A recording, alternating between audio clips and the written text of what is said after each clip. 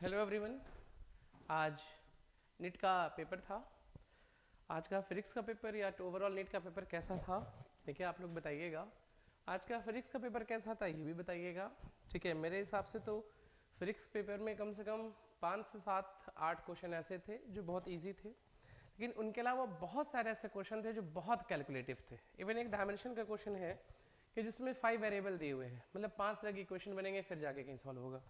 मतलब 2-4 क्वेश्चन ऐसा था कि जिसके इक्वेशन ही शायद आपने ना पढ़ाए हो, ठीक है।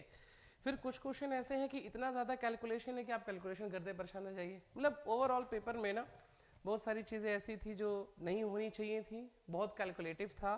मतलब अभी तक तो ऐसा पेपर मैंने नहीं देखा है। हाँ, तो मेरे हिसाब से तो लगता है फिजिक्स का पेपर थोड़ा टफ आ गया था ना, ठीक है। अब फिजिक्स का पेपर टफ है, इजी है, ठीक है। जिसका भी कोर कॉन्सेप्ट जिसके पास होगा वो कुछ अच्छे क्वेश्चन तो ज़रूर किया होगा, ठीक है। लेकिन ये है कि जिसकी फिजिक्स थोड़ी वीक होगी ना वो नहीं कर पाया होगा, ठीक है, बहुत अच्छा नहीं कर पाया होगा।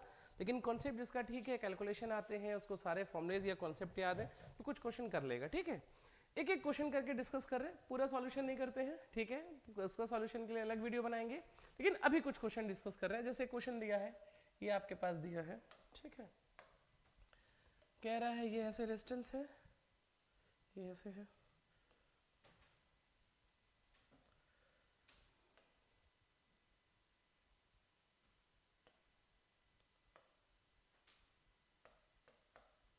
ये ऐसे रेजिस्टेंस है, 5.5 ओम है, 1.5 ओम है, ठीक है। और ये आपका 2.5 ओम है, ये आपका 5 ओम है, ये 3 ओम है, ये 1.5 ओम है, और बीच में 6 ओम का ऐसे रेजिस्टेंस लगा हुआ है, ठीक है। और आपका ये 1/3 ओम है, और ये आपका 10 वोल्ट की 5 वोल्ट की बैटरी लगी है। आपसे करंट पूछ रहा है, ठीक है। तो जैसे कि ये बड़ा क्वेश्चन है, बच्चे देख के घबरा जाते हैं, लेकिन ये बहुत टफ क्वेश्चन नहीं है, बहुत इजी है। देखिए ये वीडस्टोन है, देखिए इतना जो फिगर है ना वीडस्टोन है, देखिए 5/2.5 का रेशियो 2 होगा, और 3 1.5 का रेशियो भी 2 होगा। अगर वीडस्टोन है ना तो इसका काम खत्म। 5 और 3 8 ओम, 2.5 और 1.5 की वैल्यू जो आ गई ये आप सीरीज में ऐड कर लेंगे, ये 4 ओम आएगा। तो ये 5 और 3 8 हो गया, और ये आपका 4 हो गया। अब दोनों पैरेलल में है, तो 4/8, तो 4 इंटू 8/12 प्रोडक्ट बाई सम 32, 32/12, ठीक है, दैट इज 8/3। मतलब इस सर्किट का आंसर 8/3 है। 8/3 और 1/3 सीरीज में है, ठीक है।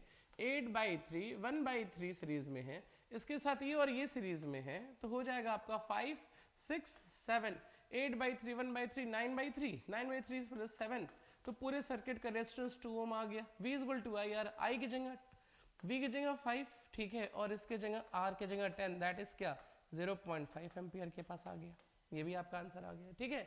तो सर्किट जिसके पास होगा ना वो क्वेश्चन कर लेगा, ठीक है। अच्छा दूसरा क्वेश्चन देखते हैं, ठीक। दूसरे क्वेश्चन में है, कह रहा है ई जेड की वैल्यू दी है, ई जेड की जो वैल्यू दी है, ठीक है, 60 cos 5x प्लस 1.5 इंटू 10 पे पावर 90 दिया है, ठीक है। तो ई जेड की वैल्यू को कंपेयर कर सकते हैं ई नॉट, ठीक है, कॉस ओमेगा टी होता है ना, तो ओमेगा टी प्लस के एक्स से यहाँ से ई नॉट की वैल्यू आ जाएगी, ई नॉट की वैल्यू 60 आ जाएगी, और हम लोग जानते हैं, ठीक है, ई नॉट की वैल्यू 60 आ जाएगी। E by B is equal to C, तो यहाँ से बी की वैल्यू निकाल सकते हैं ई बाई सी, ठीक है।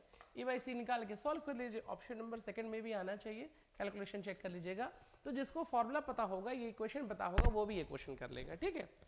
फिर कह रहा है क्वेश्चन नंबर थर्ड है, ठीक है। क्वेश्चन नंबर थर्ड में कह रहा है pipe open at both and, कोई आपके पास पाइप है, ये दोनों एंड से ओपन है, चलिए दोनों तरफ से ओपन है, इसका लेंथ L है, ठीक है।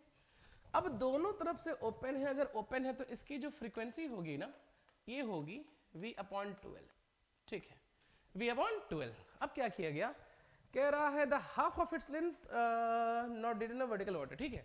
इसके आधे पोर्शन को ना पानी में डाल दिया गया। अब पानी में डाल दिया तो लेंथ बच गया L/2, और अब ये ओपन रहा नहीं है, क्लोज हो गया, तो क्लोज हो गया तो नई फ्रीक्वेंसी जो होती है वो होती है V/क्लोज्ड की V इंटू L डैश, और L डैश की जगह जो है, L डैश की जगह लेंथ L/2 हो गया है, तो 2 से 2 कैंसिल हो गया, V/2L आ गया, तो फ्रीक्वेंसी एफ की एफ रहेगी, है ना। तो जिसको ओपन और क्लोज पाइप का डिफरेंस पता होगा, जिसको पता होगा कि उनकी फंडामेंटल फ्रीक्वेंसी क्या है, पानी में डालने से लेंथ हाफ हो जा रहा है, वो क्वेश्चन कर लेगा, ठीक है। क्वेश्चन नंबर 4 आते हैं, ठीक है। क्वेश्चन नंबर 4 कह रहा है इलेक्ट्रॉन है जिसकी वेलोसिटी c/100 है, ठीक है, c/100, ठीक, मास वगैरह दिया है।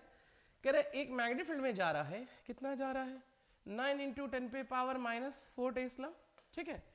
किसी मैग्नेटिक फील्ड में इलेक्ट्रॉन चल रहा है, इतनी वेलोसिटी चल रहा है, कह रहा है कितना मैग्नेटिक फील्ड लगा दिया जाए, किधर लगा दिया जाए ना कि उसके उसमें कोई डिफ्लेक्शन ना हो। तो सिंपल सी बात है कि दोनों F = QVB और F = QE, है ना। Q से Q कैंसिल कर लीजिए, E की वैल्यू आ जाएगी V × B आ जाएगी। V की जगह c/100, तो C की जगह 3 × 10⁸ अपॉन 100 और B की वैल्यू 9 × 10⁻⁻4 -4 2 -6 तो 2 बचा, 27 × 10⁻, ये आपका 2 बच गया ना, और परपेंडिकुलर डायरेक्शन आना चाहिए, तो ये भी हो गया, ठीक। क्वेश्चन नंबर 5 पे आ जाइए। क्वेश्चन नंबर 5 में कह रहा है 4 similar convex lens are arrange in contact, the power of combination, 4 lens contact में ऐसे से हैं, ठीक है, कॉन्टैक्ट में है। तो पावर का फॉर्मूला आपने पढ़ा होगा, P1 + P2 + P3, तो 4 है तो 4P, ठीक है। और जो आपने ऑप्टिकल इंस्ट्रूमेंट पढ़ा होगा ना, जो टेलीस्कोप वगैरह, ठीक है, माइक्रोस्कोप, तो आप लोग पढ़े होंगे कि M = M1 × M2 ... Mn। Notes में मैंने लिखवाया, अगर किसी को याद होगा तो देख लेगा। M ऐसे 4 है तो M⁻⁴, तो नेट मैग्निफिकेशन M⁻⁴, और पावर हमारा 4 पे आ गया। ये भी क्वेश्चन हो सकता था, ठीक है। कह रहा है 2 गैसेस A and B, अच्छा 2 गैसेस A and B, ठीक है, are filled in a pressure इतना ऑन द सप्लाई इक्वल, दोनों को हीट इक्वल दे रहे हैं, दोनों की चेंज इन इंटरनल एनर्जी भी सेम है, ठीक है। इसका पिस्टन 16 सेंटीमीटर चेंज हो रहा है, इसका 9 सेंटीमीटर चेंज हो रहा है, तो चेंज इन एनर्जी भी सेम है, ठीक है। दो RA और RB, ठीक है। कह रहा है 2 गैस हैं A और B, ठीक, 2 गैस हैं A और B, ठीक है, उसको एक सिलिंड्रिकल पिस्टन में रखा गया है।